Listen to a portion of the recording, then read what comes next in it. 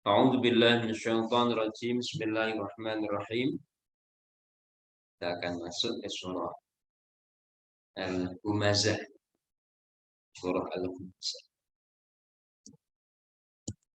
A'udzu billahi minasyaitonir rajim. Bismillahirrahmanirrahim. Wailul likulli humazatil lumazah. Alladzi jama'a malahu 'addadah. Yahsabu anna malahu akhlad. Kalla la yumbadanna fil hutam. Wa ma adraka mal hutama. Narullahil muqadah allati tattali'u 'alal af'idah innaha 'alaihim mu'sadah fi 'amadim mumaddadah. Surah Al-Humazah. Kita baca penjelasan mukadimah. Surah ini mencela orang yang mudah mencaci dan menfitnah karena ingin mendapat harta sebanyak mungkin. Fenomena ini saya kira peristiwanya terus berulang dengan bentuk dan pola yang agak berbeda. Di masa Nabi Rasul sudah ada orang yang sekarang juga sampai dengan ila yaumil qiyamah. Cacian, makian, fitnah, apalagi nanti menjelang 2024 yang pemilu luar biasa.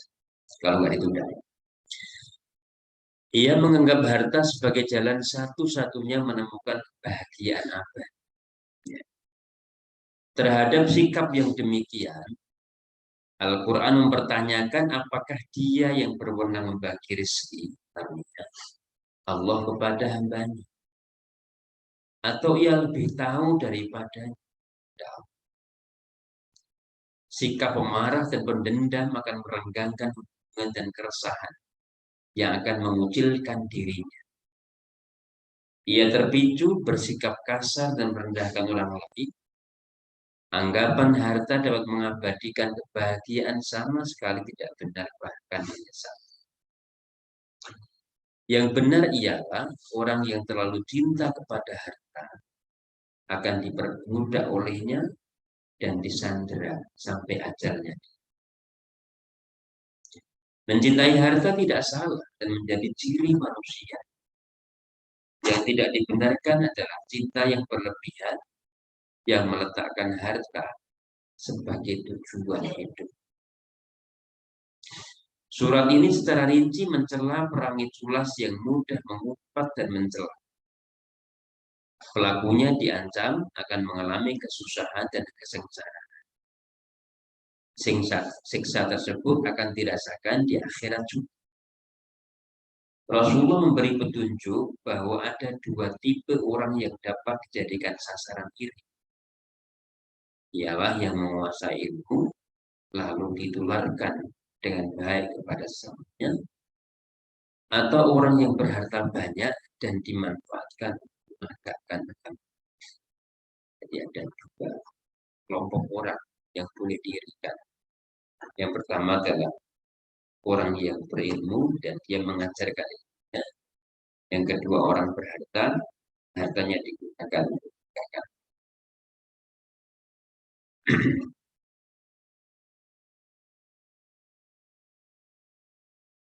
Bismillahirrahmanirrahim. Kita masuk ke satu persatu dari ayat. Wailun likulli humazatil lumazah. Celaka. Likulli humazatil lumazah. Kepada para pengumpat dan pencela. Wailun likulli humazatil. Alladzi jama'a malan wa'addat, yaitu yang kerjanya mengumpulkan harta kekayaan, wa'addat dan menghitung-hitung kekayaan.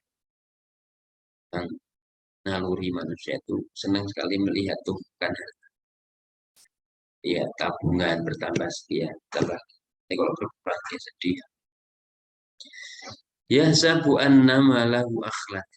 Ia mengira bahwa kekayaan dapat mengekalkan hidup. Ada riwayat yang mengatakan bahwa surat ini turun karena ada seorang yang gemar mengumpat, mencela, dan memaki orang lain. Bahkan berani mencaci Nabi Muhammad SAW. Ada juga yang meriwayatkan bahwa Walid bin Mughirah, berarti ayahnya Khalid bin Walid, ayahnya Khalid, selalu melontarkan cacian kepada Nabi dan membantah dengan kasar.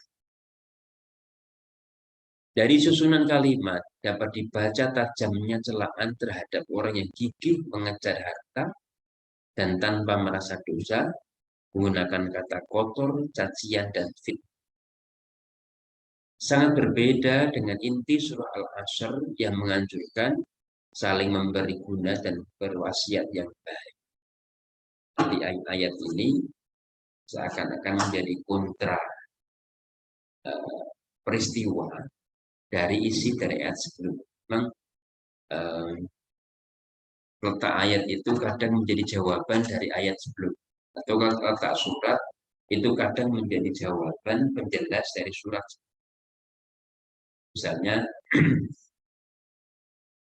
Ar-Razi itu menafsirkan ketika beliau menafsirkan di surah Al-Ma'un, ara'aital ladzi yukadzibu bid-din fadzalikal ladzi yad'u al-yatim wa la yahuddu 'ala ta'amil miskin wa wailul lil musallin alladzina hum 'an shalatihim sahun alladzina hum wa yamna'unal ma'un. Itu kemudian dijawab dengan surat berikutnya, yaitu Al-Kautsar. Inna a'tainakal kautsar fasholli li rabbika wanhar. Nah, kalau kita hubungkan, beliau menghubungkan begini. Ara'aital ladzi yukadzibu bid-din fadzalikal ladzi yad'ul yatim wa la yahuddu 'ala ta'amil miskin. Dan dijawab, bukankah kami sudah memberikan nikmat yang baik? Inna a'tainakal kautsar. Bukankah kami sungguhnya sudah berikan kamu nikmat yang baik. Tapi mengapa kamu masih tidak mau memperhatikan anak yatim? Masih tidak mau memperhatikan anak orang miskin?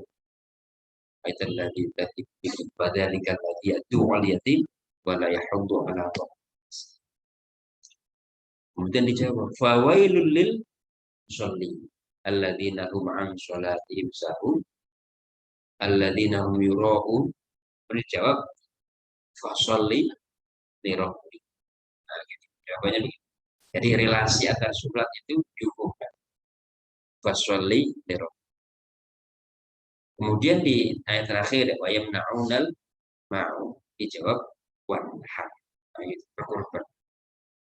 Jadi ada hubungan antara konten ayat yang ada di surah Al-Kautsar dengan surah Al-Ma'un. Nah, demikian juga yang di sini, yang ada di surah Al-Humazah dengan Al-Asr. Ini dua perilaku yang saling kontra. Yang satu yang sangat didambakan adalah watawasau bil haqqi watawasau bis sabr. Ini perilaku utama, perilaku yang sangat diinginkan oleh Allah sehingga kita ini bisa terbebas atau terhindar dari kerugian. Tetapi yang terjadi, banyak orang itu justru alih-alih saling memberikan nasihat, saling menguatkan, saling berbagi. Yang terjadi justru banyak saling fitnah, mencaci, kata-kata kotor, apa itu, hate speech. Kemarin kita bahas di Bahasul Masail, seorang khotib itu kalau dia melontarkan provokatif, itu kira-kira makmumnya boleh tidak meninggalkan Jumatannya, dia mencari masjid lain karena khotibnya. Jadi artinya surah yang ada di Al-Humazah ini seakan-akan menjadi perilaku yang harus dihindari, yaitu perilaku yang kontra terhadap isi dari nah, sangat berbeda dengan inti surah Al-Asr yang menganjurkan saling memberi guna dan wasiat yang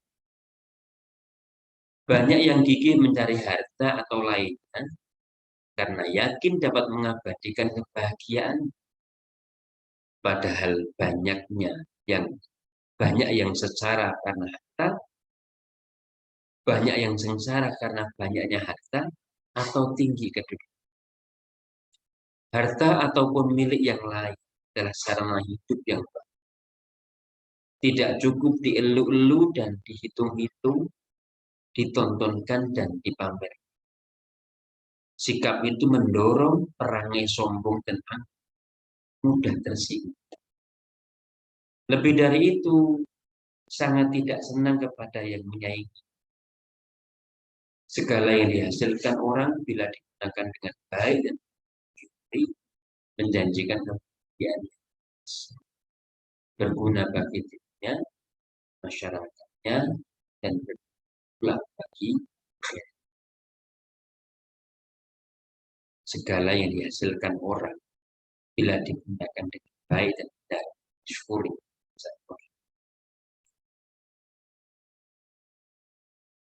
Surah Al-Fajr meluruskan anggapan orang yang salah bahwa keberhasilan orang menemukan harta bukti kedekatannya kepada Allah. Di Al-Fajr kan kita temukan itu. Apa itu?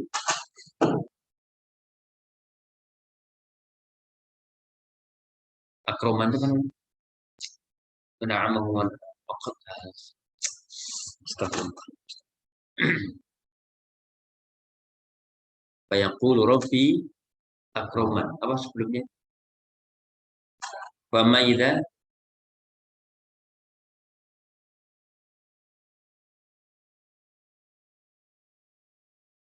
wa amal insanu idza mabtalahu rabb akramahu wa na'am fayaqulu rabbi akram.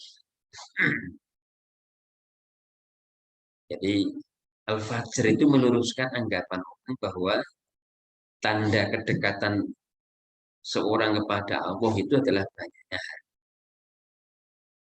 Fa'amal insanu idza mabtalahu fakramahu wa na'amahu fayaqulu rabbi, ketika dimuliakan, ditinggikan derajatnya, dikasih kedudukan, dikasih pangkat, dikasih harta banyak, itu dia beranggapan bahwa itu indikator Allah memberikan dia dekat dengan Allah. Padahal bukan itu ukurannya. Hal itu mungkin benar kalau cara mendapatkan harta dan membelanjakannya mengikuti tatanan Allah. Tetapi bila harta didapat dengan cara halal dan salah dalam membelanjakan, maka harta yang demikian akan memberatkan tanggung jawab seorang baik dalam masyarakat atau di akhirat.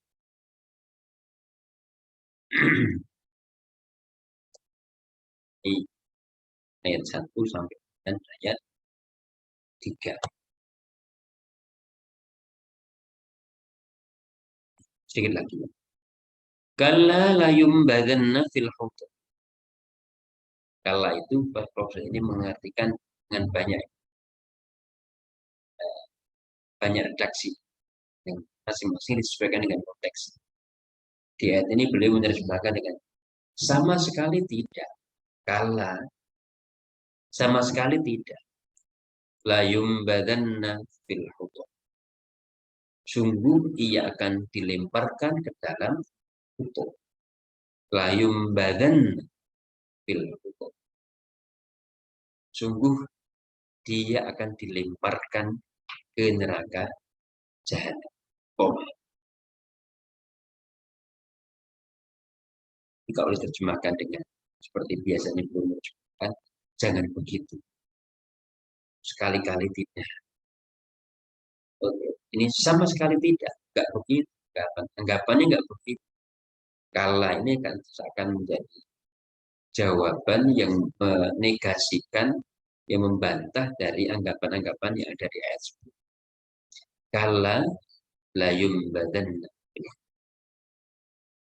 sungguh ia akan dilemparkan ke dalam kala layum badanna fil hutama. Wa ma adraka mal hutama. Tahukah engkau apa hutamah itu? Narullahil, api dari Allah yang selalu dinyalakan. Narullahil hutama. Dia lain waquduhan nasu al-hijab. Yang menyala-nyala dalam neraka itu adalah batu dan manusia. Waquduhan nasu wal hijab. Yang menyala di neraka itu bukan kayu, seperti hanya kalau kita di dunia, bukan gas, bukan LPG, tetapi yang memunculkan kobaran-kobaran api di neraka itu batu dan manusia. Nah, waquduhan nasu wal hijab. Kita bayangkan apa siksanya luar biasa. Karena yang menyala di neraka digambarkan di sini, narullahil utomah itu adalah narullahil, api yang selalu dinyalakan, api neraka yang selalu dinyalakan. Dan kalau kita kontekskan, kita sambungkan dengan waquduhan nas wal hijarah, maka yang bernyala di situ, yang berkobar-kobar nyala apinya di neraka itu kan kayu, kan LPG, kan yang lain sebagaimana kita kenal kobaran api di dunia, tetapi adalah batu dan manusia. Saya kira itu dulu sekali ini kita baca ini dan tempatnya mari kita coba kita akhiri bersama dengan hamdalah dan syukur. Alhamdulillah. Subhanakallah. Tiga. Alhamdulillah. Baik. Assalamualaikum.